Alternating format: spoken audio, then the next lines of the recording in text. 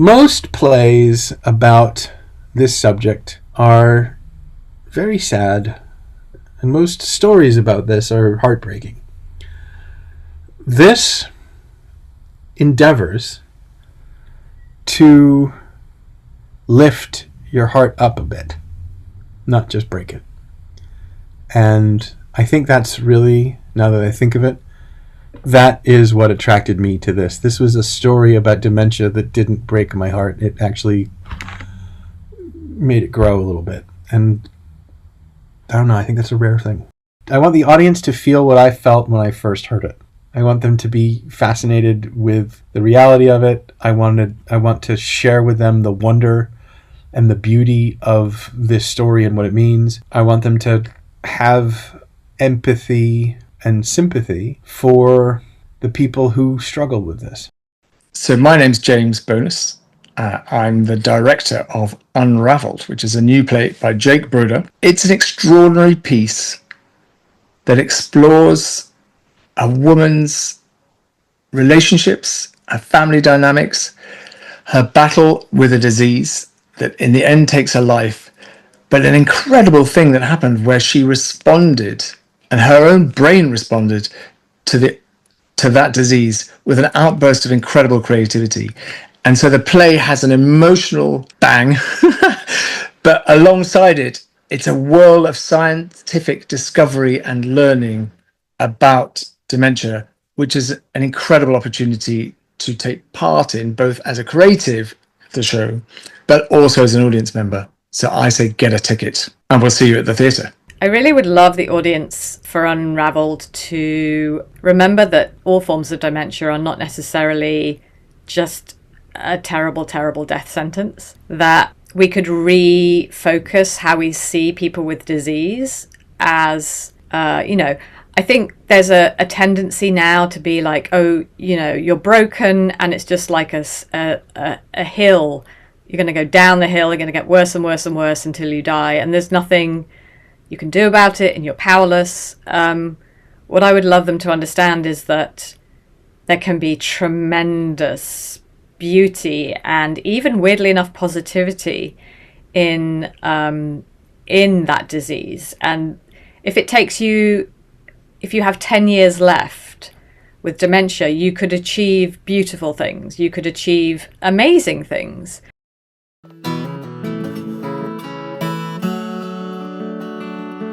Welcome to Stage Explorations, where we interview the theater creatives and artists from the theater world, those who perform on stage that the audience sees, and those behind the theater stage that the audience almost never sees. I am a journalist and theater fan, Buell Brown, and today's guest is...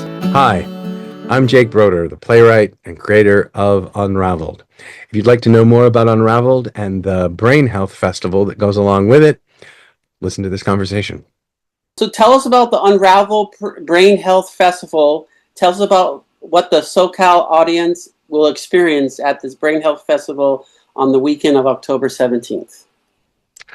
Well, the UnRavelled project comprises both the play itself and a brain health festival that surrounds it. This is made up of, there are three goals for the outreach program.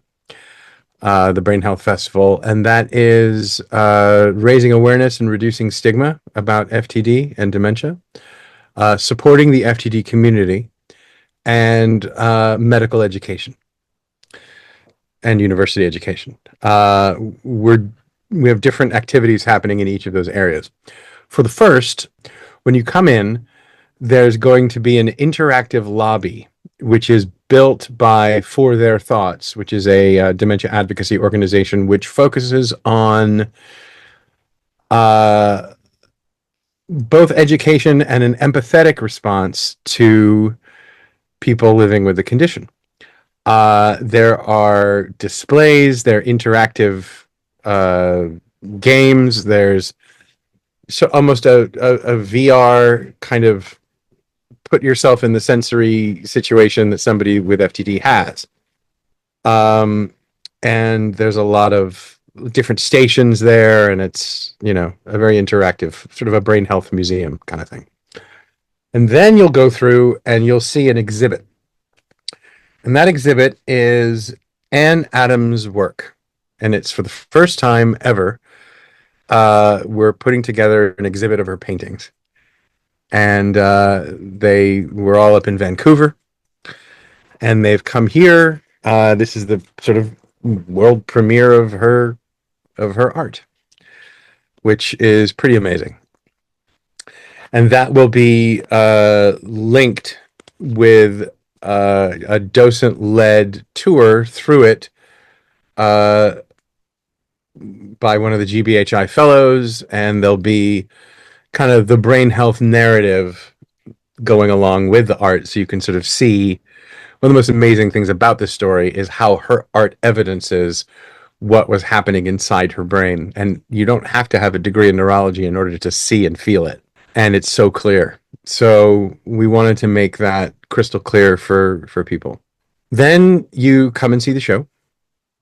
And then after the show, there is a talk back. Each night, it's sort of like a TED Talk, sort of interdisciplinary teams of people from science, medicine, the arts, pharmaceuticals, advocacy, all coming together. And on night one, it's a talk about the case. And night two, the title of the talk is What Comes Next? And that will be with, caregivers as well, people like Emma Hemming Willis and Lindy Lee Jacobs, and, some amazing folks. And then on Sunday, the third talkback is Doing Better Than Diagnosis to Death. And it's a storytelling panel with some filmmakers and playwrights and people like that to talk about how we can inject a note of hope inside stories that have to do with brain health. And then you'll come out of the show and there's a book giveaway. Each night there's a different one. I think on night one, we're giving away Mysteries of the Social Brain, which is an amazing book by Dr. Bruce Miller. Then on night two, we're giving away The Unexpected Journey by Emma Willis. And then on night three, we're giving away The ABC of Invertebrates, which I can't show you because it's being printed right now. We're publishing a book of Anne's paintings and her husband Robert's verses that they made together while she had the condition. And it's an amazing little book. And then there is also, I think, a StoryCorps type area where you can go and, people who watch the show oftentimes want to tell their own stories. And so we have a booth and a person to, to listen and to hear the stories. We also have tabling from a lot of different organizations like the Global Brain Health Institute, UCSF, UCLA, Cedars, for their thoughts. Alzheimer's LA, the AFTD, the Association for Frontotemporal Dementia, Hilarity for Charity. I'm sure there's others that I'm missing, but, it's like just tabling. It's like a conference where, you can go and see different kinds of groups that are engaged in this on a lot of levels. And Lily will be there with a table. So that's the public awareness reducing stigma part. Then the supporting the FTD community part. I know this is a lot. I'm sorry, but it's, this is what we're doing. That part, we're having these 4 workshops for caregiver dyads, for people who are living with the condition and their caregivers, to come and about 20 at a time to do a workshop with a Global Brain Health Institute fellow who's trained in both in neurology and in the arts. And one is a storytelling workshop, another is a music workshop, another is a visual art workshop, and another is a movement workshop. And each of those, which are, all throughout the day in the education spaces, are moments where people can experience how creativity can help in an active way in the caregiving process and create some good bridges. We've also made something called the Roadmap, which is it started at UCSF, but it's a one-page thing that you get at a diagnosis meeting, which is kind of, this was born of Emma in one of our summit meetings saying, I was told there's nothing we can do at our diagnosis meeting. And I don't want anybody to ever have to hear that again, because it's not true. And so we made a road. She's like, I wish there was like a roadmap that people, if I knew then what I knew now, my God, I wish there was a roadmap. And so we're like, well, let's make one. So we did. And it started at UCSF. And now we've built one for Los Angeles with Cedars-Sinai that we're going to hand out. And it's a roadmap that has all the services and all the different kinds of things you could possibly need on one page. And so we'll be handing that out in the lobby as well as the, Cedars is using it in clinic, and off we go. And so that's the supporting the FTD community part. And then the educational part is we're doing grand rounds at Cedars on the 17th, because the whole idea, and building that to make a CME course, a continuing medical education course, because the whole idea of this case is that it really highlights the idea that creativity can be a very useful tool in terms of caregiving, and that FTD is not a disease of memory. Its symptoms are largely behavior. So it's so easily misdiagnosed, and it's not as understood as it should be, even though it's the most common form of dementia for people under 60 in this country. And the people who have it wind up going through the medical system and hitting so many blind alleys and having a lot of difficulties with that. And so we were asking, like, where is the sticky part? What's going wrong? Well, it's that diagnosis for this is really hard, because people who are the frontline medical workers, the therapists, the primary care physicians, the people who are actually the ones who people call first. People don't call a neurologist first. It's the last thing you think of. Oh, I have this thing is happening. I have an organic brain disorder. People don't go there. But they do say, I'm having a real problem with my partner. They're behaving in this way, blah, blah, blah. Let's see a therapist. And the therapist needs to be aware of this kind of stuff much more than they are, so that they can track people who seem like they need it towards proper services.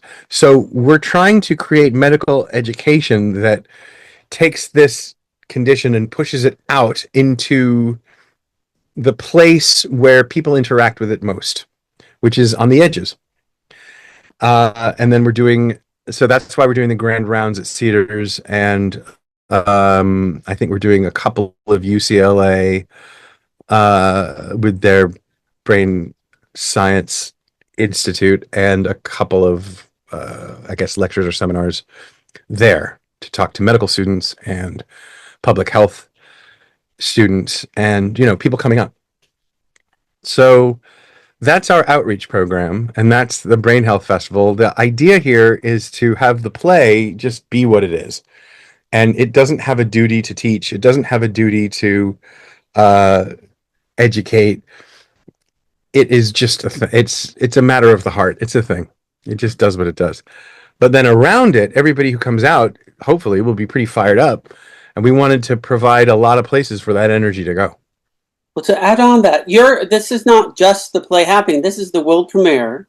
Mm-hmm. Why, as to the playwright and your producers and your team, why did you want to go beyond just doing the play? I think you kind of explained about why was it important to you. It had to be a weekend event than just the world premiere. Well, there are two answers to that question. There's a spiritual answer and a practical answer. The spiritual answer is that as an artist, I did not want the play to be burdened with the need to educate, because that ruins, making a didactic piece of work usually ruins the work. selfishly, I want the play to just exist. But there is a tremendous need that is undeniable. So I feel duty bound to, well, I've learned through the online showings of it and the screenings of it and everything, the audience gets crazy and they get really fired up about this. So just in terms of saying we're getting everybody all riled up, it's kind of not fair to be a tease and to sort of get people riled up and then not give them anywhere to go with it. That would be, it's not satisfying. So that's that. The practical answer is that, and this is not to disparage the arts community at all, but the science, this has been paid for largely by science and art, by arts and health and science and pharmaceutical companies and FTD foundations, and it's all been science money. And so we needed to evidence in a measurable way how we connected the dots to help in order to justify our price tag. And so we built this all together. And also, honestly, it's fun. The idea of saying, like, what theater can be a place where big things can meet. And obviously a show is at the center of that, but you need to have a lot of structure in order to bring a lot of partners who aren't usually in the theater to have these conversations and do these things. Like, I believe that's what theater is for. So in a way, it doesn't feel that weird to me. My partners will, curse me for building something too big, but I think everyone will be pretty pleased when they see the impact of it on the audience of the show, on the community of people who are dealing with this, and will make a noise about the issue, which is the point. I know Victor from the Global Institute mentioned that when I asked him why is his science nonprofit important, he actually turned around and said, why theater and your play is as impactful or as important as science. He said that's your plays is as important. Why is it important to actually have science and art work more often to offer these stories from playwrights like you? Well, science is a story. It is an amazing story. It is a catalog of our deepest human progresses over a long time, and the breakthroughs and the conceptions and how we think of the world, and as science grows, we grow. So that's a great story, but it's not something that is easily accessible or understandable unless you read a paper or dig, and that's hard to do. One of the things about this story that makes it so wonderful is that the evidence of what we're talking about is a symphony and art, which anybody can appreciate and go, oh my God, they're connected. They feel similar. Those things are access all areas. And I think it's the duty of, playwrights to take ideas and put them into a form that people can understand and relate to. I find this area to be incredibly fertile with curiosity and wonder and joy about what we're capable of. Because in a way, when Victor is one of the best architectural thinkers about how to get science projects funded in the country. He's responsible for NIH grants that are just seismic, and he's amazing.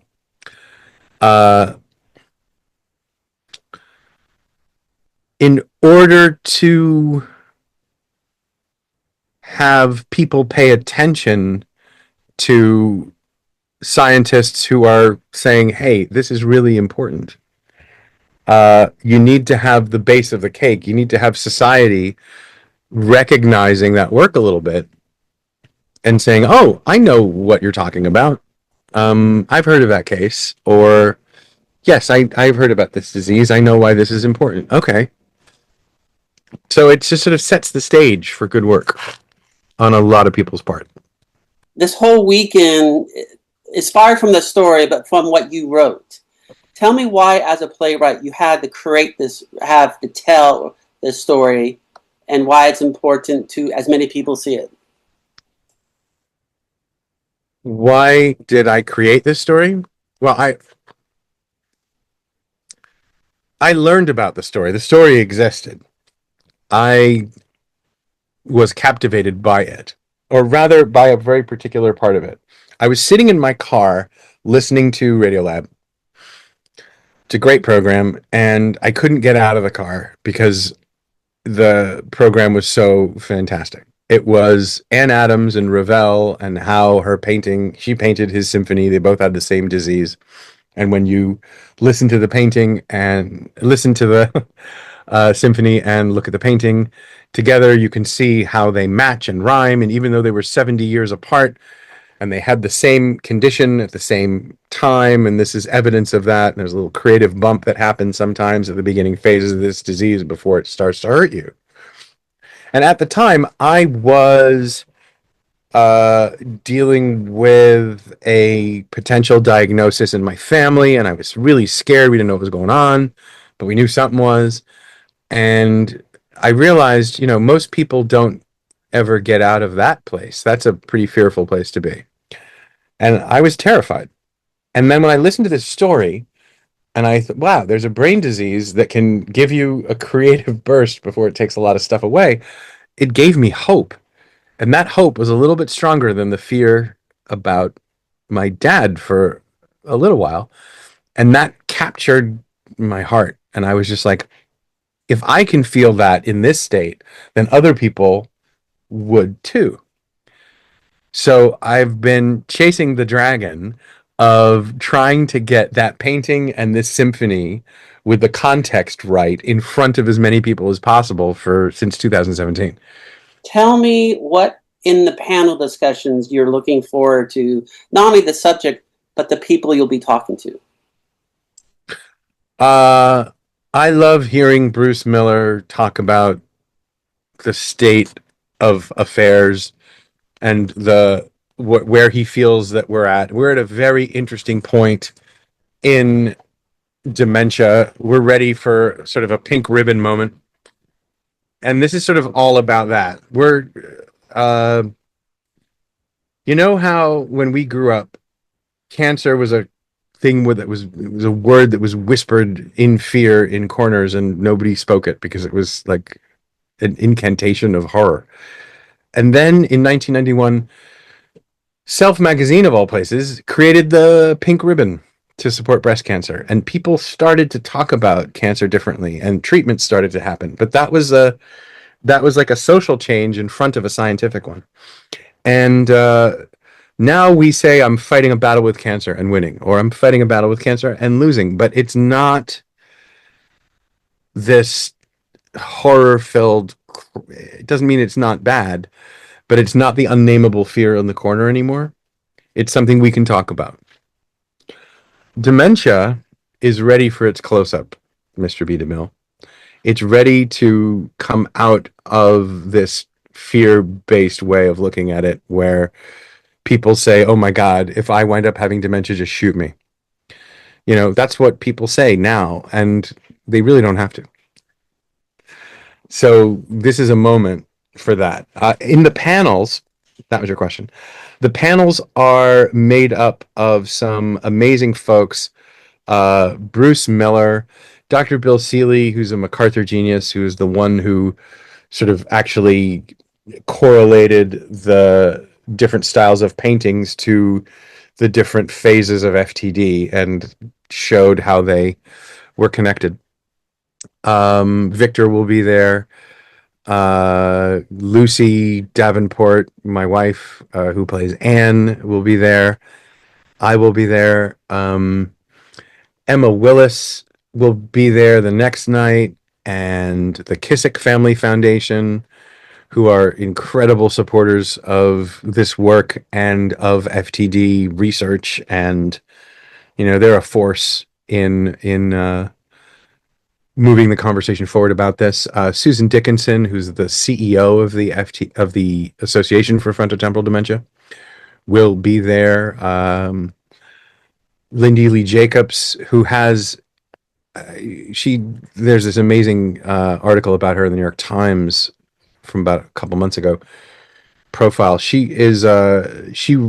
runs a nonprofit to support research for the genetic form of FTD, because most research has to go through the genetic form in order to find a cure that helps the sporadic form. But she has the MAPT. She has it, and it hasn't hit yet. And so she's using her time on this earth to raise awareness, and she's one of the most eloquent, beautiful speakers I've ever heard. She's glorious. And who else? James Keach, the filmmaker who did Walk the Line and that Glenn Campbell documentary of I'm Still Here, I'm Still Me, will be there. Zach Bandler, who is an incredible filmmaker, who just distributed Coco Suzanne and is about to shoot another film called Altered. He'll be there. I think that does it. I'm sure I'm missing a couple, but and Dr. Brandy Matthews, who's the president of Lilly Neuroscience, will be there to talk about what's coming down the pike therapeutically, which, there's a lot of phase 2 testing for different drugs. I mean, there's already Alzheimer's drugs on the market of questionable efficacy, but we're at the beginning of that, as opposed to, it's just going to get better and better over time. So FTD is going to have some therapeutics coming down the pike soon. So, yeah, so it's an interdisciplinary conversation with a lot of extraordinary people, about 5 a night. The most important question, why must the SoCal theater audience and beyond go to your play Unravel and experience the whole Unravel Brain Health Festival? Well, we've tried to tell a story that is filled with music and art and heart that inspires hope, and we're trying to tell a story that isn't that is where love wins 51-49, where we can reframe the whole narrative about this so that it's bittersweet as opposed to just bitter. It is a mitzvah, as my people would say, to support art that tries to move the conversation forward positively. We're not pointing fingers at anybody. We're looking at the stars and saying, my God, look at what we're capable of. Look at how much we're leaving on the table. And we're not saying it's not sad, and we're not saying that it doesn't hurt, because it does. But we have a duty to... Anne's story is so much about resilience through incredible odds, and to appreciate a story of a person who had such resilience and was able to communicate extraordinary things well past her perceived ability to do so. She's a superhero. She was exploring inner space like an intergalactic explorer, and she was able to report back a little bit, and it's kind of remarkable. It reminds me of like Interstellar, the film, except she's traveling inside. Hi, I'm Jake Broder, the playwright and creator of UnRavelled, and if you enjoyed this conversation, then please come and join us at the Wallis on October 17th through 19th for the play, the Brain Health Festival, the exhibits, the workshops, the talkbacks, the book giveaways. More fun than you thought dementia could ever be. You can get more information at unravelledplay.com, and you can get tickets at thewallis.org. We really hope to see you there.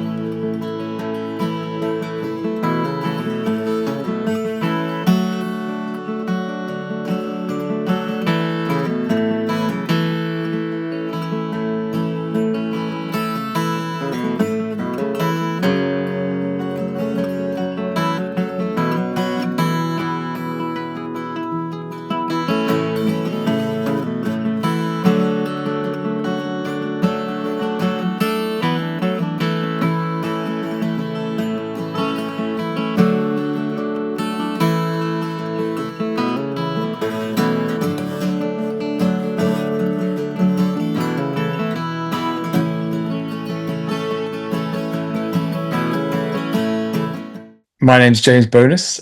I am the director of a new play called UnRavelled by Jake Broder. And if you want to know more about it, listen to this podcast. Talking about Jake, when did you first hear about the play UnRavelled? I first heard about UnRavelled when I was actually doing a performance of, I made with a group of people, a production of L'Enfant les Sortilèges, which is a Ravel opera, a one-act opera, and we did it with the National Opera of Lyon about 10 years ago. And I was working with an animator, Grégoire Pont, French guy. We were working together on this production, and it did really well, and then it's toured all over the world, really, in loads of different places. And one of the places it went to was San Francisco Symphony. And so we were doing a production of it there. And Jake was up in San Francisco with the GBHI, the Global Brain Health Institute, during his fellowship year. He didn't know I'd done it. Jake and I have known each other since I was 19 or 20, for a long time. I didn't know who was in town. He didn't know I'd made the show. He just went along to watch it because someone said, oh, there's a Ravel piece, you should watch it. And then he saw my name in the program and laughed a lot, and he really liked the show. Anyway, so then we had a drink after, and because he messaged me, and he told me of the sort of serendipity of the fact that he was just starting to engage with writing this piece, exploring these ideas about the potential for the play, and it started there, really. What is unique about playwright Jake Broder's writing, and why did you want to work with him on this project? So I wanted to work with Jake on the project because I'm always very interested in new writing and creating new works of theatre or dance or opera, because I think those are that's the only way our art form will survive. It's no good just recycling things. You can do brilliant productions of prior stuff, there's nothing wrong with it, and it's great that classics exist and everything else, it's all great, but if we're going to build and invest in the future, it has to be through the telling of new stories and finding new ways to engage with stuff. So I'm always interested in anything that is sort of nascent, so to speak. And being able to work with Jake early on with this, we were able to go through a workshopping process with it last year in London. And then there was also a kind of developmental stage in San Francisco where we did a version of it. And that involved rewrites and engaging with Jake on the structure of the play and the language of the play and the characters in the play. And so as a director, the more that process is one that is open with a writer and ongoing and mutable and alive, the more interesting it is for me. And I think that, very rarely really do works of art get created by someone just, it's an idea really that the public has in their imagination, that Mozart shut himself in a toilet and wrote Marriage of Figaro, but they didn't. They found it around for ages, for months, doing drafts, trying a thing out, having a go, workshopping bits. So many Shakespeare's plays, Burbage was making up most of the comedy stuff. They just would have improv'd it, and then someone wrote it down. So these things, it's not really the artist in the garret coming and go thwack with a finished thing. It's actually how one creates is through a process of iteration and development. And that's been great to work on Jake with that, because he's very open, actually. He's very clear about things that are important to him or that he needs or blah, blah, blah. But he's very, very open and generous in response to me kind of going, we need to look at that. And that's a great process. And so I'd say that one of the things that's been excellent about him as a colleague is his willingness to step back and then look at what's on the page and go, how will that appear to an audience? Because that's a constant dialogue. Isn't it? You don't kind of patronize an audience, and nor do you spend the whole time wondering or panicking about whether they'll enjoy it. It's not that. It's about what is the story that's going to communicate, and is that the thing I want to communicate? And for those who don't know the story, tell us the main story arc and the characters in this play. The main story arc really is about Anne Adams and her husband, Robert. And they were living in Vancouver. She's British originally, but living in Vancouver, he did town planning insofar as he worked in the kind of town planning department. And was also a professor of maths. Mostly. Sorry, he didn't work in the town. I get confused about that. He was a professor of maths who was given a task by the town planning department, and she was a biologist. And prior to the play, their son had a bad road accident and was sort of out of action, so to speak, and needed to be cared for at home for a substantial amount of time. And Anne took over the majority of that care. And while she was doing that, she was painting. I think she'd painted anyway, actually, for quite a long time. But what we learn in the play that she's painting, and her son recovers. We don't see the son in the play, but we learn that the son has recovered. And she carried on painting. In the beginning of the play, she's turning around to her husband and going, look, I've decided that I'm not going to go back to the university and carry on being a biologist. I'm going to paint. And he goes, well, that's a rubbish idea because you're a crap painter. So why would you do that? It's like, it's a really bad idea. It's not like you're a good painter. And she goes, but it's what I need to do. And so we see this decision made where she's going to stop and she's going to paint. Mostly until then, she'd painted strawberries in various different guises. And we then find that she has been looking for new things to paint or inspirations, and she listens to Ravel's Bolero and forms a kind of instant connection with Ravel's Bolero and some elements of Ravel's world with Iber Rubinstein, who was a dancer who commissioned the piece, and she starts to sort of dip into this world. And at the same time as she then becomes obsessed with Bolero and starts to paint this piece of work, there's certain behavioral changes that we observe in her, shifts in her kind of speaking register and language that she uses, some changes in emotional behavior that aren't too disturbing at first. And her husband is kind of like, okay, we're doing this now, it's going to be like this, okay. But gradually these become more significant as the play goes on. And she paints a transmodal rather than synesthetic painting of Ravel's Bolero, bar, bar, bar, a kind of version of this thing. She does this painting. And at the same time, in the play, in a kind of, not so much a dream space, but an imagined space, she's meeting with Ravel and having conversations with him across time. So Ravel becomes a character in the play that she has these conversations with. Cut to the long and the short. She goes on painting, goes on having conversations with Ravel, starts to exhibit language difficulties. And at the same time, we learn through flashback scenes that Ravel also had language difficulties and similar problems to Anne.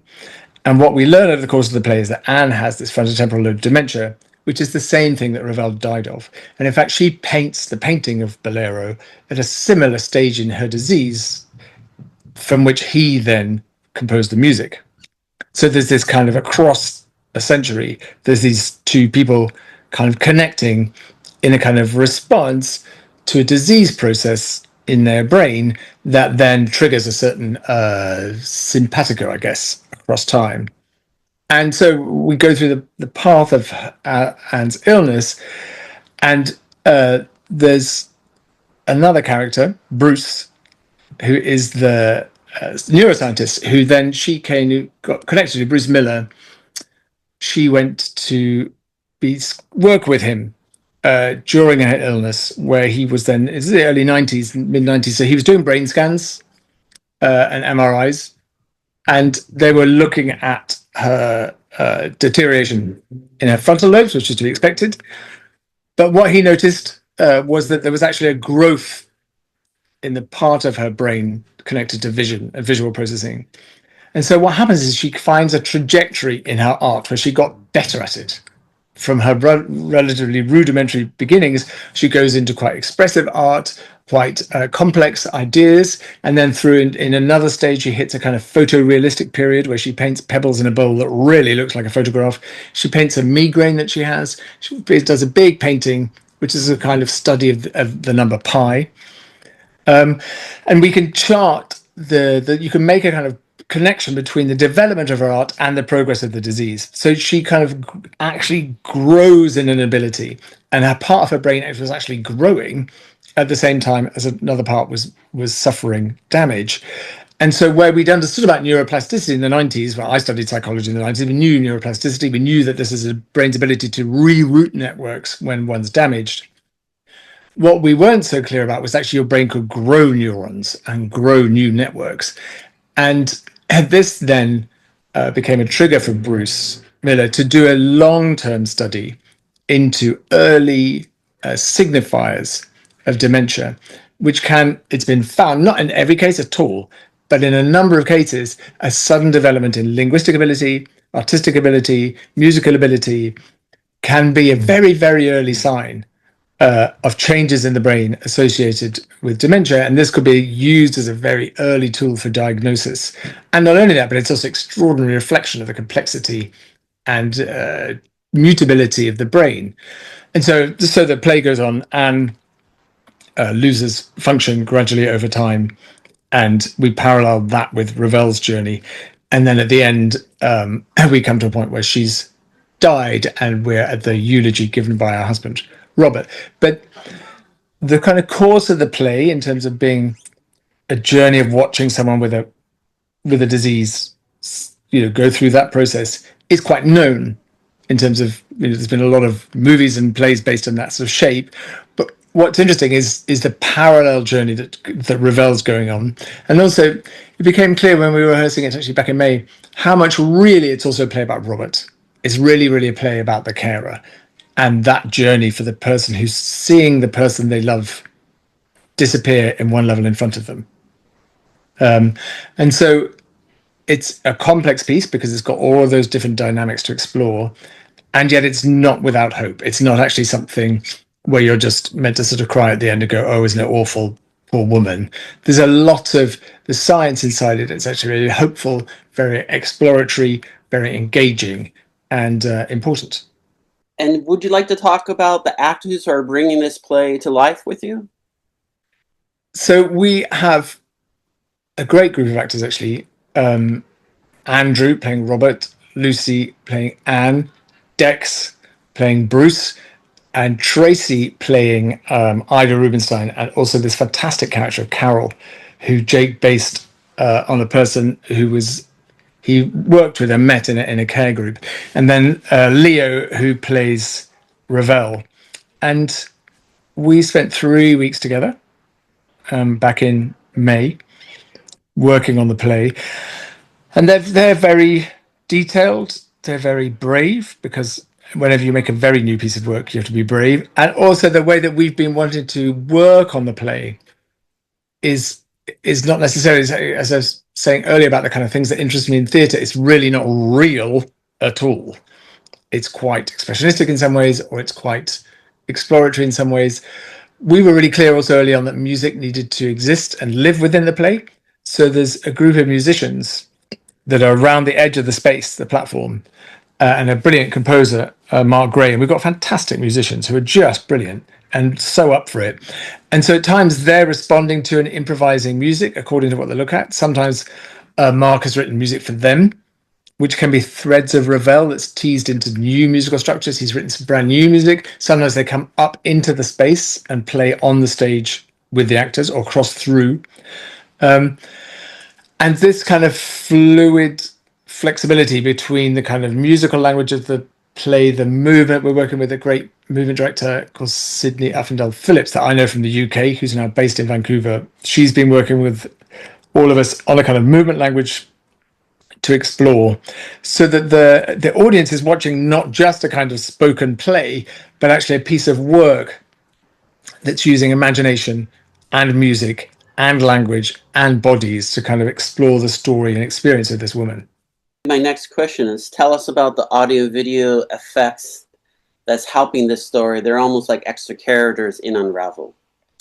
So I was really clear at the beginning that although movies have a long tradition of watching people with illness be ill and watching people who are at various stages of different things, going through physical challenges or mental challenges, that if you do that on stage, if you're not quite careful, you're just watching someone doing an impression of someone being ill. And what we wanted to do was, rather than do that, was to try to explore the experience of it, which is very different, really. So it's sort of more than just watching people going through the kind of beats of that process, was both for Robert and for Anne as what's it like to be inside that process. And in order to do that, you have to make the audience not observe the thing, but experience it. Does that make sense? And so that can be to be disoriented. It can be to not be sure what you're looking at. It can be to feel stuck. It can be to be in a world where all language is gone and there's just sound and noise. And processing is difficult. So it's this thing about exploring experience rather than showing things. And video was always going to be part of this, partly because Jake had been so excited watching the Ravel that I worked on in San Francisco. But we can play with kind of experience and reality in it. So the video designer, Adam Larson's brilliant and has very, very wide-ranging experience. And in this, there'll be video content that he's created where he's extending Anne's paintings. So when she's painting, she did these little circular paintings. She made a book, an A to Z of sort of creatures, alphabet. And she sort of painted these very beautiful kind of radial circular paintings at a time in her disease process where she was very, very obsessed with symmetry.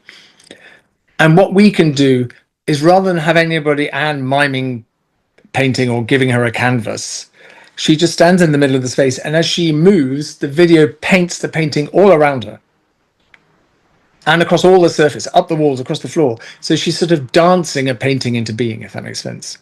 Because that's probably more how it feels to paint a painting than to watch someone on stage pretending to paint with a paintbrush, sticking it on a piece of canvas and kind of going, now I'm painting, when they're not. It's actually that sense of liberation, that sense of flow, actually is probably what it felt like to paint. So I'd rather explore that and give the audience that, and then create some music that goes with that has a similar quality. So you're looking at the paintings, exploring that, thinking about how they would feel in music, creating that music, and then letting Sid and Lucy work together to find that in Lucy's body. That becomes interesting to me, because then you're really looking at, how does it feel to paint if you're a painter? And how would it feel to be that woman who was losing language, but still had this fluidity in painting? Is it easy or more difficult to create a play with dealing with real people and historical characters? Creating a play dealing with real people or historical characters is, in some ways, you get a leg up because there's a kind of foundation that you can stand on, because there's stuff you can research, you can look at this. In another way, you've got to make decisions about how you create drama because the trajectory of someone's life is not dramatic. It's just the trajectory of someone's life. Facts are not dramatic. They're just facts. And so you don't create drama by just showing people a bunch of stuff. And so then the drama actually exists in friction between people, or people's internal friction with themselves, or, you know, being presented with two terrible choices and having to make one of them. Well, I just made a ballet now with a brilliant French choreographer, Sophie Laplan, and we premiered it, Scottish Ballet, we premiered it at the Edinburgh International Festival. And that was all about Mary, Queen of Scots. So, of course, you can go through the beats of her life, but it doesn't make it interesting to watch. That's just go, you know, you might as well read a history book. That's fine. But why on earth do I have to watch that on stage? So when you're engaging with real people's lives, you have to not get caught in the trap of being so fascinated by their life that you think anyone else is going to give a damn, because that's not enough. And also you have to, I kept saying to Jake, oh dear, poor man. You have to, I was using more explicit language in this because I'm English, but I was saying you have to allow us to create people who are awful. Although Anne was a lovely person, and Bruce is a lovely person, and Robert was a good person, lovely. You can't just show a bunch of lovely people for an hour and a half being nice to each other in a difficult situation. It's just incredibly tedious. It's not drama. You've got to allow people to behave very badly in a way that they didn't in life. I'm not saying they did do that, but to create drama out of it, you've got to create problems. And people have to look at their problems and then be faced with them and then try to deal with them. I don't know. So that's a thing that you have to be careful not to. Of course, you don't want to do stuff that's then going to offend, you know, Robert's still alive, Bruce is still alive. You don't want to do stuff that's going to offend them, but they're not the people in the play. The people in the play need to be the characters that the audience is going to engage with, and they have to behave in ways that the people in real life didn't. What do you want the audience to get out of this play? I would like the audience to get different things out of the play. I guess, in a way, it's interesting actually going to watch plays with friends or whatever, because I think I'm quite a horrible audience member. I really like things that I think I'm not going to, and often things I think I'm going to like, I don't. So what I'm trying to say is I can go to watch a play with 4 people and we'll all get different things. It's one of the things that's interesting about a play. Do you know, if you look at the art of Yves Klein, I made a film about him. He did those very, very beautiful paintings that were often just blue. Everybody's going to take a very different thing, because the question, the piece itself, Yves Klein's painting doesn't give you any answers. It just gives you questions. And then it's up to you to deal with that as you will. So in a way, I think the play needs to make us ask questions and not give answers to them. So if you go away and it makes you think about the way your brain, what an extraordinary thing it is, the brain, and how unknowable it is still. We have really clueless, and yet fascinating it is. If it makes you go away and you think about the importance and strength of relationships and how in appalling times people kind of find their way to each other, or if it makes you think about identity, personal identity, what is it to be a person? Where does personhood consist? Is it in the ability to communicate? Is it not? These are all quite interesting questions that the play raises up, although sometimes quite quickly you can kind of waft off into kind of philosophical ideas and existential ideas and psychological ideas. So I think at an emotional level, I think you sort of want people to walk away with a sense of wonder. And why is this play such a relatable play for today's audiences? The play is relatable for a modern audience because it speaks to, on different levels, I think it speaks to family and relationships, and how as we grow older and change, those relationships change and tensions can come to bear on them. And I think that's the case whatever's happening in your life, whether you get something like dementia or you don't. That those things, as we change as people, our relationships shift. And so this is in a way puts a very sharp point on that, because Anne changes very dramatically, and how Robert has to negotiate her change. Yeah, so I think that's relatable to all of us. And then I think in the 70s, everyone was terrified of cancer and didn't like to speak about it. I remember the C word, and even in the 80s, there's a kind of, people hid from it. I think in the 90s, people did that with dementia and Alzheimer's. It was just terrifying. It was too frightening a thing to speak about. And I think now there's a fair bit of work now coming up creatively in theatre and film, dealing with dementia and dealing with Alzheimer's in a way that didn't take place 15, 20 years ago. So I think people are looking to learn more about it. Modern audiences are. I don't think we have solutions to those diseases yet, and therefore they remain a kind of terrifying thing to people. But I think if you look at, I don't know, I think it's talked about in a way it wouldn't have been. If you think of the publicity given to Bruce Willis's illness, that just wouldn't have been talked about even 10 years ago. It just would have gone quiet. Instead, now people talk about it. People are addressing it, about how he is and the course of his illness and how he's getting on. And I think so. These plays that speak to that are important because they're part of how plays can only be a reflection of the culture and society they're being born from. And so these are being made because the society itself is asking these questions and looking at these things and is in a place where it's wanting to sort of think about them. And so I think it makes it relatable on a personal level, but it's also relatable on a kind of subject level, because I think it is becoming something that people are wanting to know more about. Tell us why the Wallis Annenberg Center for Performing Arts in Beverly Hills would be a unique theater to see this new play.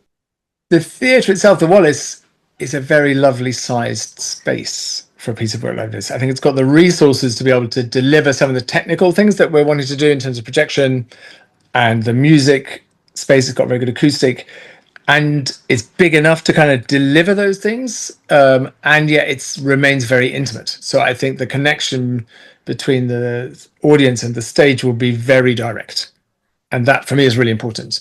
I think a piece like this in a kind of barn of a theatre, you lose the intimacy and you lose the proximity to the story.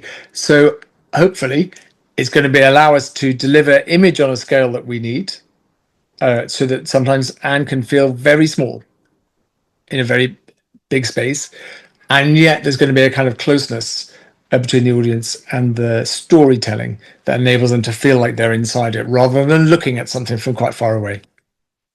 I mean, is there anything else about the production that we haven't covered that you want to mention?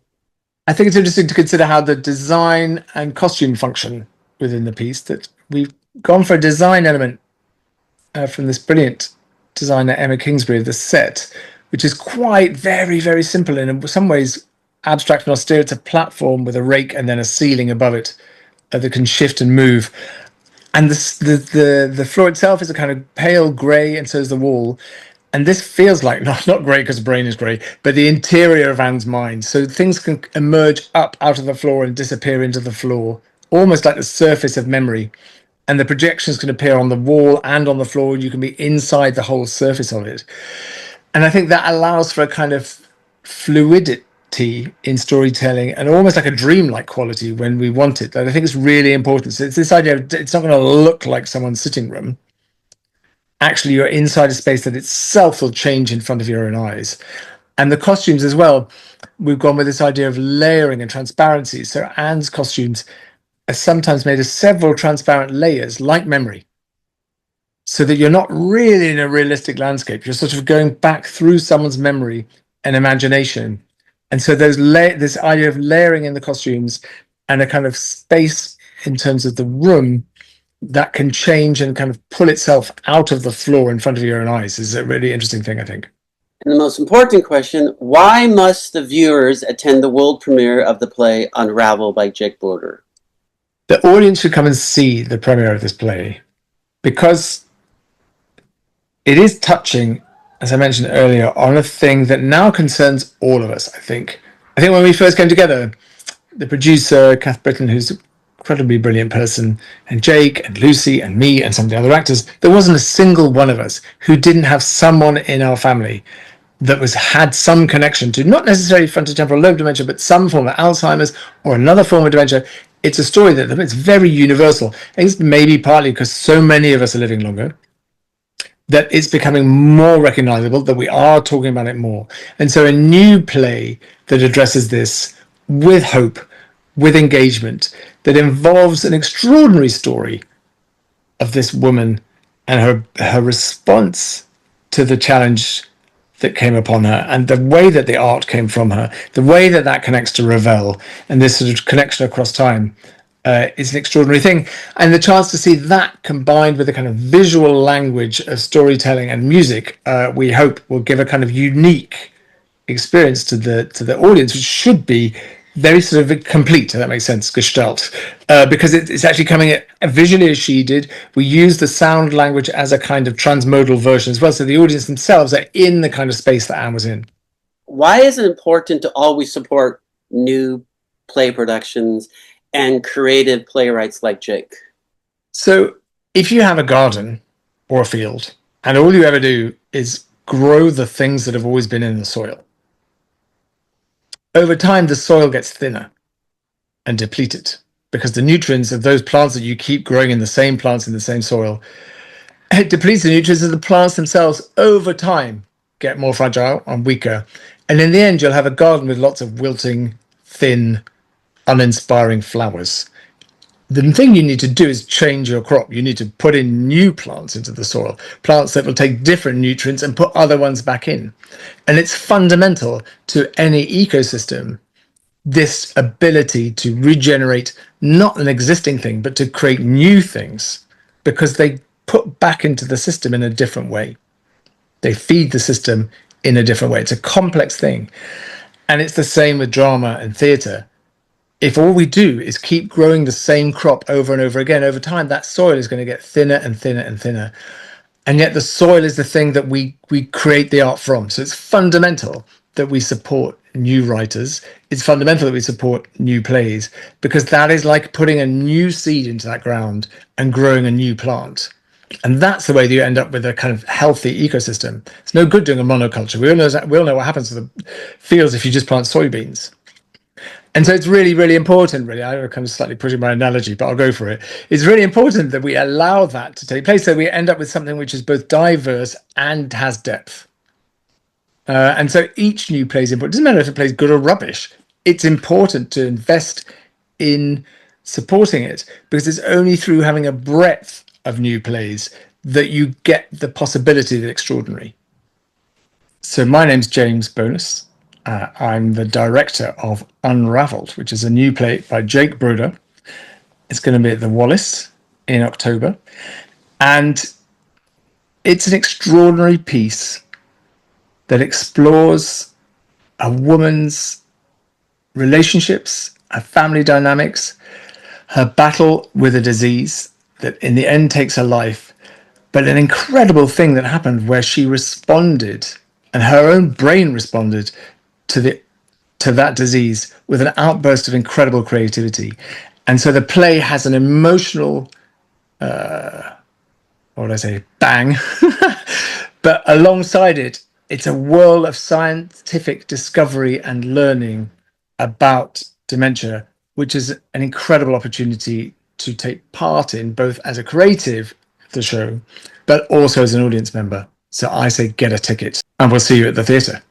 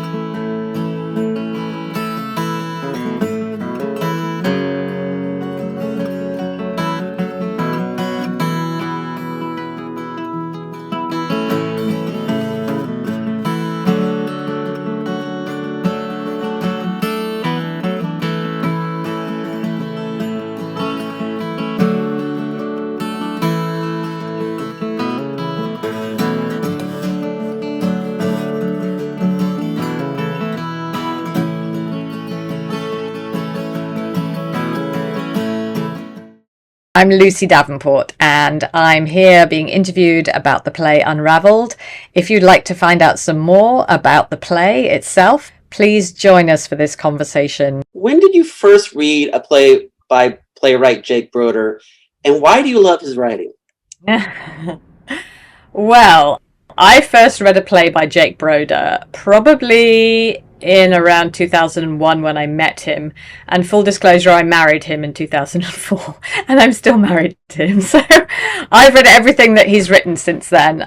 We have a very collaborative sort of relationship, which is one of the great things about working together, is that we really enjoy it. We really thrive on that. I usually am the first person to read something when he's finished it, and then it becomes a process of going back and forth. So when I come to it as an actor, I've already done a lot of work on the script, which is really lovely, and I don't have to dive into a script that's completely new to me. The process is also, I have to make a shift from being an editor really to being an actor. And at that point, I have to stop thinking about whether this works in this arc or changing the words. I have to commit to what's on the page. Jake's writing is always complex. He does not like to preach to the audience or, over explain anything. He likes to leave the audience to catch up and make their own decisions, which I love. I love that space in the work to do that. And he's also not afraid of like big topics. I think that, his work looks at all kinds of things from, school shootings to Alzheimer's and all those related diseases. And I just enjoy the range of that. Jake also trained we were actually at rival drama schools in London. He trained in England, so we have a lot of the same vocabulary. And that's really hugely useful. So we both come from a basis of that English theatre training, and then we have transformed that, hopefully successfully, into all other mediums. But still, we have this basis in theatre, which I think is really, we have a lot of the same tools, a lot of the same feelings about what works. And we saw a lot of the same theatre at the same time. When did you first hear about the story UnRavelled, and then when did you have to be part of the UnRavelled productions? Why was it you had to? I first heard about the story of UnRavelled when Jake came in from the car, where he was like half an hour later than he should have been. And I said, where have you been? And he said, I was sitting in the car listening to the radio. And they'd had this small segment on Radiolab about the relationship between Anne Adams, who is the protagonist in UnRavelled, and Ravel, who wrote Bolero. And he came in and he was completely fired up, and he immediately that evening went away and researched it. So from that point onwards, I was really interested in the story because it's fascinating. This scientist who suddenly started painting, and then seemed to have this whole like different life open up ahead of her. Which then became intertwined with the disease that she was suffering from. And I can't remember exactly when I was like, I think I need to play Anne. I think maybe when I read the first draft and I thought it's one of those parts, it's written for a mature woman. That makes me sound about 85 again. Someone who's very smart, someone who's, hopefully I could do that. But it was... And Jake did tell me afterwards, not when I first read it, but afterwards, that he had me in mind when he wrote it. So that was really useful. I read it and I was like, I completely get this person. I know where they're coming from. I know what their background is. Sometimes you get that as an actor where you just there's not a lot of work involved. You don't have to do a massive amount of like imagining yourself as that person, because you just are. And when I read the first draft, I think I was like, oh, I have to play Anne. And I think I did say to Jake, I was like, you're not doing this without me.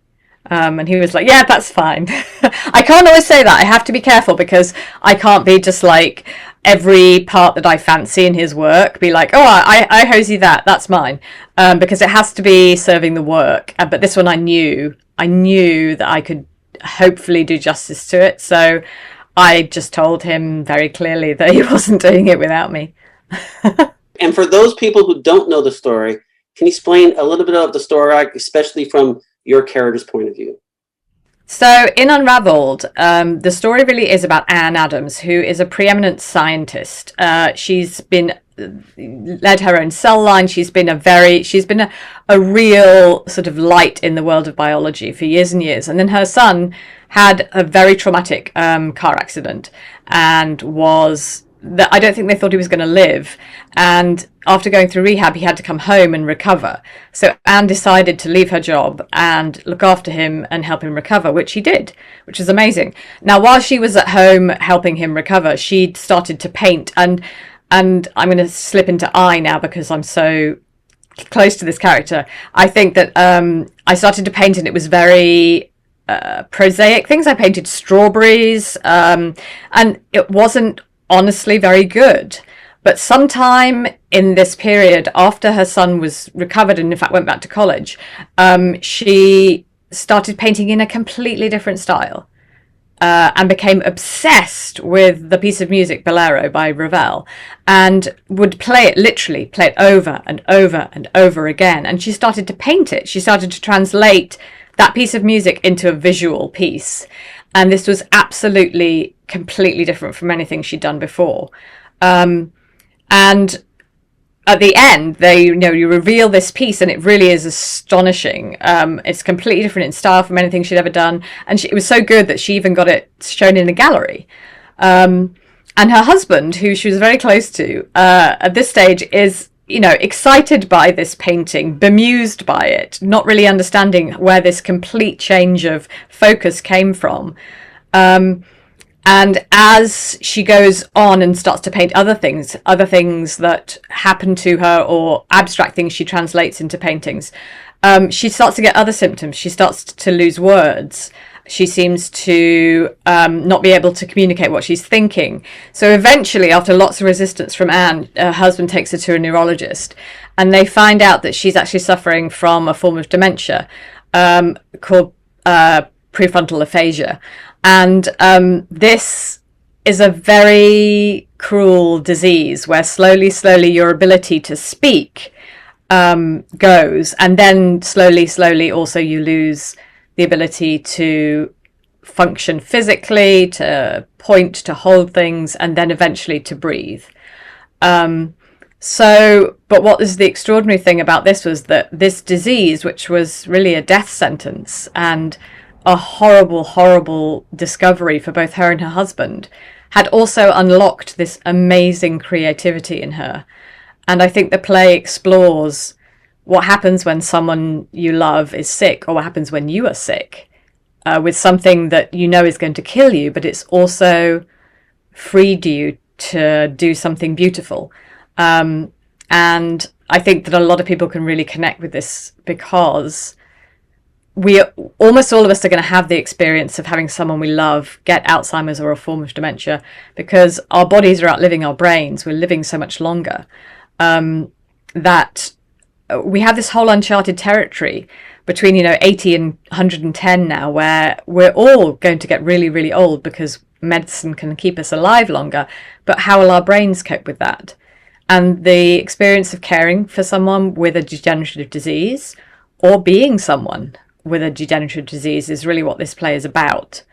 And it's been extraordinary. I would say a huge number, 75% of the hundreds of people who've seen this, have something like that in their lives, have taken care of someone who's sick, have experienced some kind of memory loss, have known someone they love go into a dark place where they think they can't follow.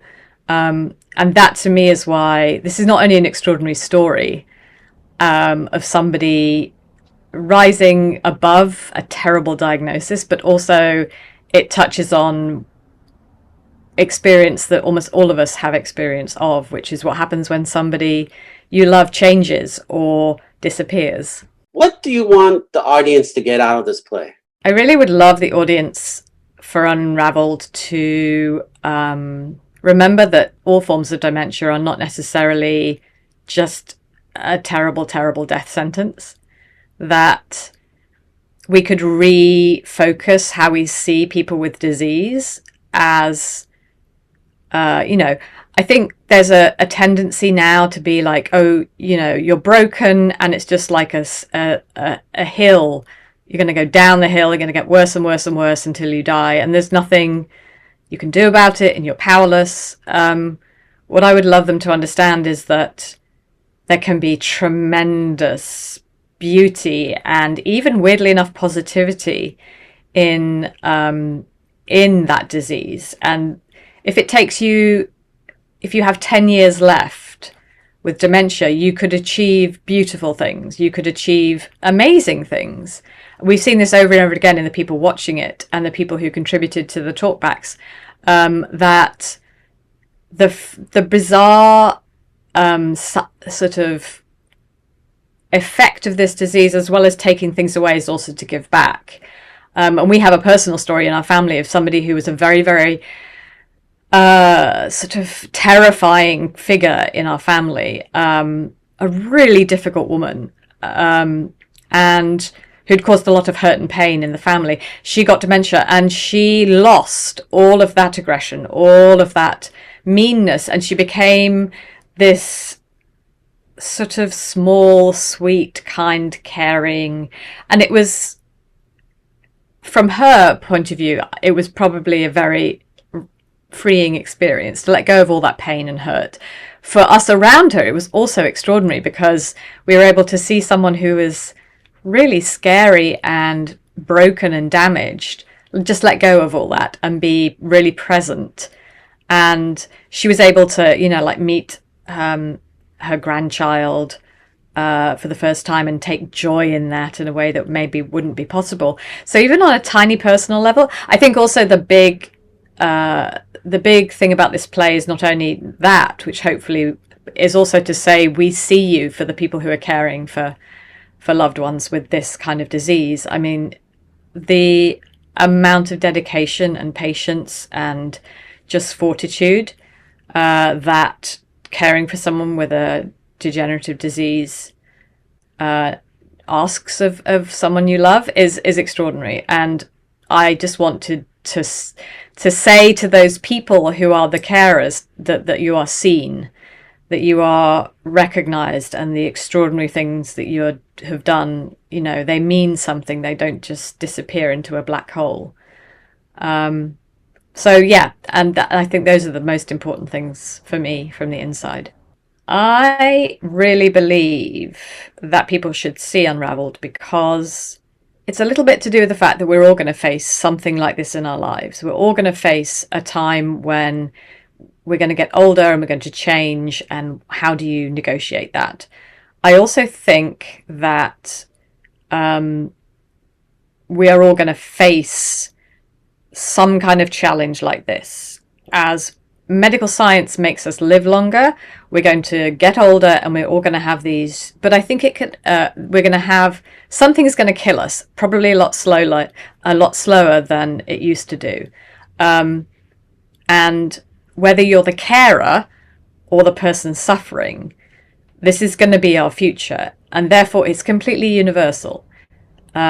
And it's, so interestingly enough, a play which on the surface is about neuroscience and art, or neuroscience and music, and the interface of those two things, is actually profoundly about being human. And one of the things that Ravel says, and I've not been very good at touching on that, it turns out that Ravel, who wrote Bolero, was actually suffering from the same disease at the same age, at the same time that he wrote Bolero. And they have this, Anne and Bolero have this connection over 100 years, which obviously is imaginary, but, well, maybe it's not. But it's the idea that you can have, like, who are you? Are you that which you do in the first 50 years of your life or the last 20? Like, how are you defined? We define people by, are they sick or are they well? But maybe we need to open up those categories a little bit more. So not only are we all going to face a situation where we might be a carer or a caree, I think it really asks some profound questions about how the mind works. And that's why Dr. Miller, the real Dr. Miller, is so fascinated by this. Because he's like, so can you turn off one part of the brain and wake up another part of it? Because that's what this disease seems to do, at least for a short time. And the implications of that are, go to the real heart of who we are. Our brains are our motors. If you can switch one bit off and wake another bit up, what an extraordinary thing that would be. And so these implications are so universal. I love people who watch this and say, well, I'm not creative, I don't paint, I don't write music, I'm not an actor. And you're like, yes, but maybe you are, but you just haven't discovered it yet. And I think that's what's beautiful about some of the patients that we got to interview, is that some of them were like, they were people who had no contact with this kind of world. They thought, I'm not an artist, I'm not someone who makes things. And then because of this disease sort of setting them free, they made all kinds of beautiful things, music, paintings. This guy who made these incredible sculptures out of stones in spirals. And the idea that who are we and how do we access those parts of ourselves, I think is that applies to everybody. Which is why I think it's a beautiful story, because it could just be about a woman who gets sick and how her husband copes. But it's also a play about, who are we? Maybe you can be an accountant for 70 years and then discover you're a painter, or the other way around, so. Why are playwrights like Jake Broder and local theaters so important and needs the community's help and support? I think that theatre is essential, and the best argument I can have from that is that we have always done it.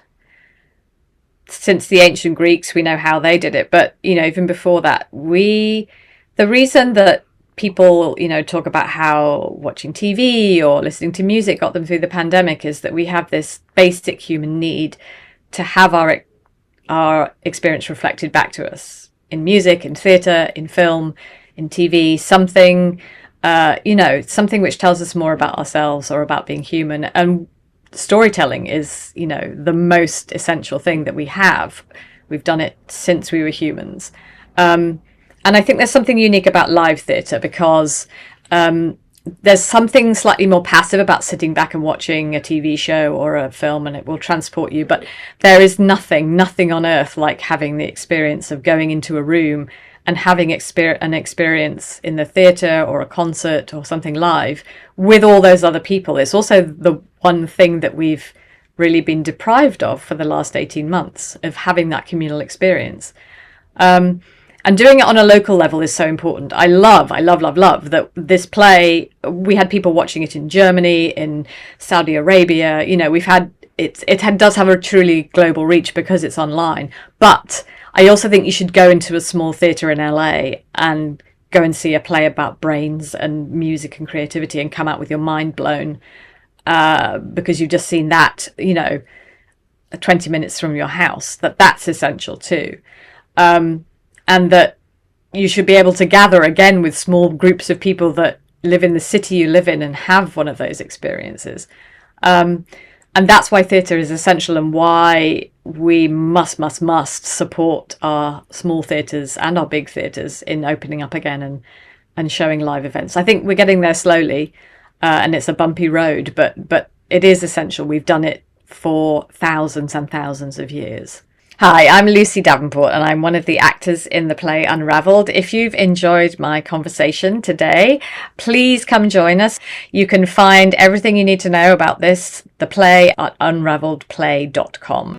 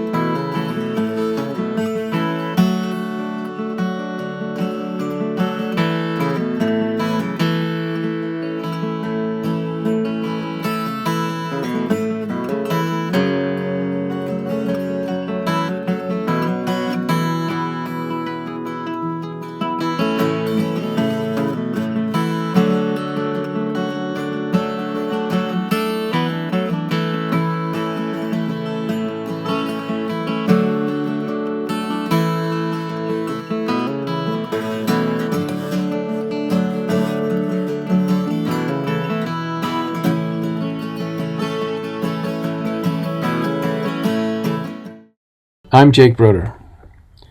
If you want to learn more about UnRavelled, the new play, go to unravelledplay.com or just watch this video. Where did the story idea come from Unravel, and why did you have to write it? UnRavelled had an interesting origin. It started when, it was for three reasons.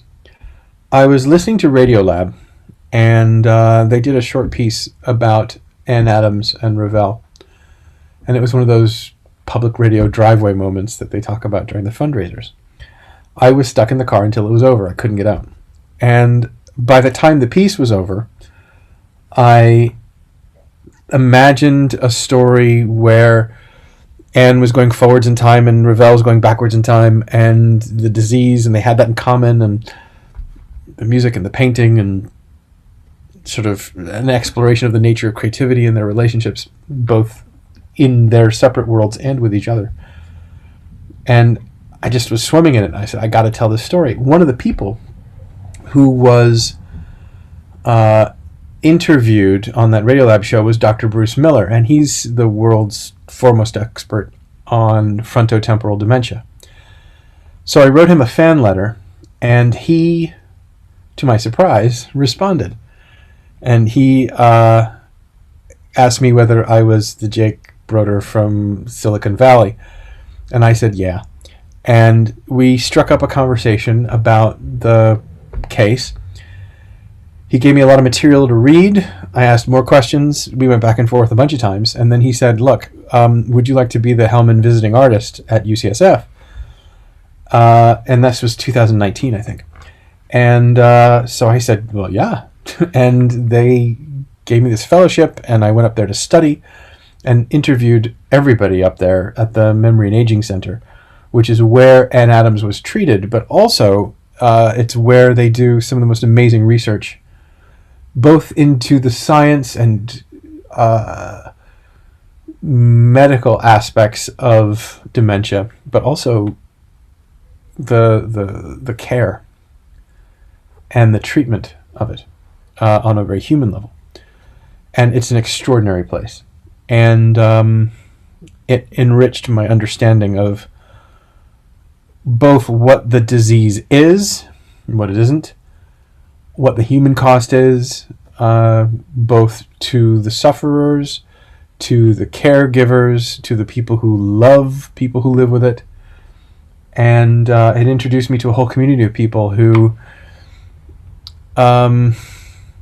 really just live with this in a very profound way.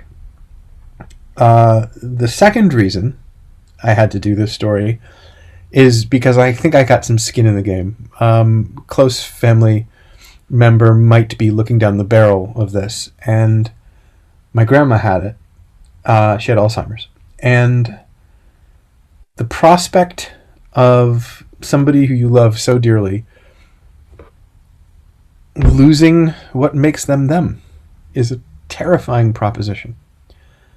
And it's something that a lot of people have to face. And there has to be a way of talking about it. There has to be a way of processing it and dealing with it. It's not something you can just, we can't just all sit alone in the dark and just be left to it.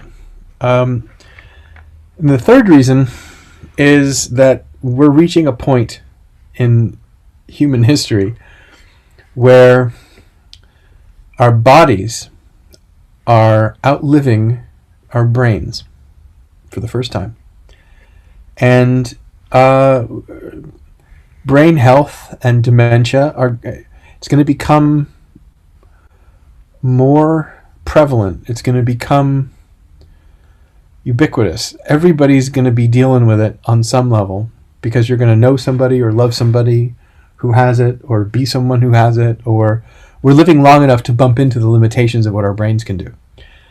And so we're going to have to reckon with these issues about dementia and brain health in a very real way, in a way that we've never had to before because we're living longer. So all of those things added up to me to be I need to tell this story. I need to work on it. And I'm really grateful I had the opportunity from the UCSF and the GBHI, that's the Global Brain Health Institute, of which Dr. Bruce Miller is the co-head. They gave me the opportunity to do this, both to commission the play and then to take a crack at it in this extraordinarily strange pandemic-flavored way. For those people who don't know the story, tell us the main story arc and the two characters, and also the themes of the story also. To give you a sense of what UnRavelled is about, it's about, there is a 53-year-old woman. Her name is Dr. Ann Adams, and she is a brilliant biologist. And she's also a pretty crappy painter. And she, with her husband, has been living outside of Vancouver. And their son had a car accident. And when he did, she said, I'm going to stay home and take care of him, because the prognosis was that he would never walk again. So she did. And while this was happening, she, wasn't in the lab anymore, and she said, I'm just going to paint. And she painted a lot of strawberries. She painted one obsessive thing over and over. And her husband was amused and annoyed, and it wasn't a big deal, but she wasn't a painter. So it was like, okay, fine. Then, miraculously, the son got better, and he went off to college. And so, an unexpected happy ending there. So, this is where we pick up the beginning of our story. And in UnRavelled, she says, look, she's playing Scrabble with her husband, and she says, look, I have a bit of an announcement. I'm not going to go back to the lab. And the husband's surprised. Well, why? Why not? It's like, because I want to paint. But you're not a painter. And she says, hey, don't you tell me what I can and can't do. And then begins she has this instinct that she wants to paint. And so it causes some friction in her marriage. And then she starts listening to Ravel's Bolero. And Bolero is a repetitive piece of music. It was written by Maurice Ravel in 1928. And it's not really like anything else he ever made. It's most of what Ravel does is very liquid. It's very impressionistic. He's like Debussy. It flows. And Bolero is very regimented, and it's almost perseverative. It's the same melody repeated X amount of times, exactly without variation, just the orchestration changes. There are people who think of it almost like an etude, or a piece that explores the meaning of what an orchestra can do, rather than a piece of music in and of itself. And yet it is regarded as Ravel's most popular masterpiece. It's played all over the world all the time, and has been since it was made. But Ravel hated it.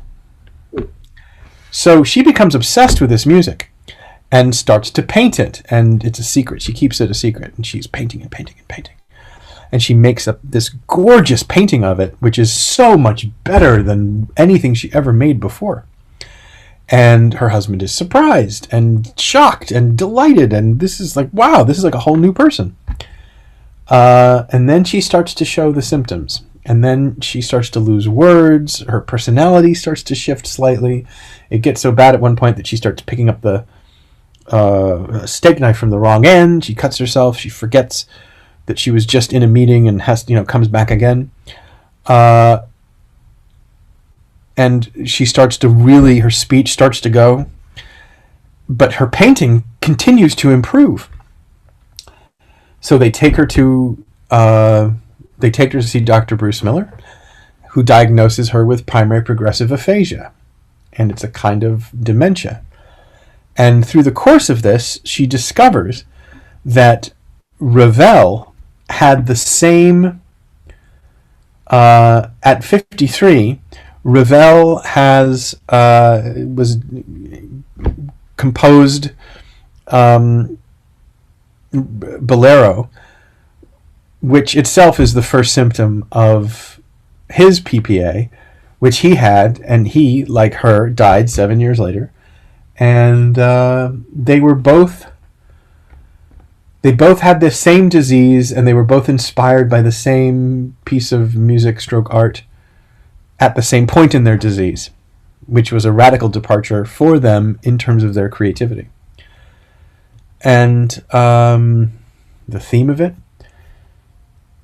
this is exploring the idea of what disease is, what creativity is, what is it to love somebody when they fundamentally change, where do the boundaries lie,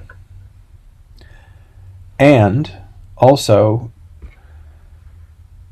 share a story of a disease which has inside it a great and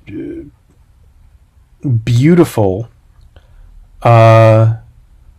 gift at the very beginning phases that teaches us hugely about the balance of the mind, in that at the beginning of this disease, language disappears just a little bit, which allows music and visualizing to come to the fore a bit more. And perhaps language is too prominent. Perhaps we're too focused on that, and that takes away from some of the other things that are necessarily having to take a back seat while language has the front of the stage all the time. Do you think because of your more established knowledge of both music and writing that you were kind of like the perfect writer to write this story? I don't know. I should ask, because of your knowledge of music and the play, do you think you were more set or ready to write this story than others because you had a knowledge of both? Well, what I can tell you about that is that a lot of times I wind up writing about music because the creation of it and its power is something that is obviously very close to my heart. And, you know, you write what you know. So stories that involve music, you know, hit me where I live. And I can understand them because I've lived inside that. I understand the frustration of not being able to compose something properly, or not being able to play something properly, or wanting to communicate something with music and not being able to. And so the drama of music is that it is the nature of its human expression that is both abstract and universal. And when there are problems with it, or things that want to come out through it, e.g. strong emotions or dysfunction, I find it easy to translate that into story. I've written musicals, and most of them are not sort of stop and sings, but they have the music inside the story itself. They're musicals about musicians. And this, I suppose, is a play about the creation of music and the struggle of a composer to reckon with his own legacy, and he's raging against the idea that the best thing that he ever created is only happening because he has a disease. And he knows it on some level, and the rest of the world values that piece, which is the thing he likes the least. And I don't know. I enjoy writing about and telling stories about the creation of music because I find it easy to live inside it. Well, very important question. What do you want the audience to get out of this play? What do I want the audience to get out of this play? What I want with any story I tell, I want the audience to feel what I felt when I first heard it. I want them to be fascinated with the reality of it. I want to share with them the wonder and the beauty of this story and what it means. I want them to have empathy and sympathy for the people who struggle with this. And I want them to see that there is a magic that you never thought was there inside something that seems quite desperate and deadly. Very important question. Why must the viewers watch the Unravel play event? Why must people watch? Well, most plays about this subject are very sad, and most stories about this are heartbreaking. This endeavors to lift your heart up a bit, not just break it. And I think that's really, now that I think of it, that is what attracted me to this. This was a story about dementia that didn't break my heart. It actually made it grow a little bit. And I don't know, I think that's a rare thing.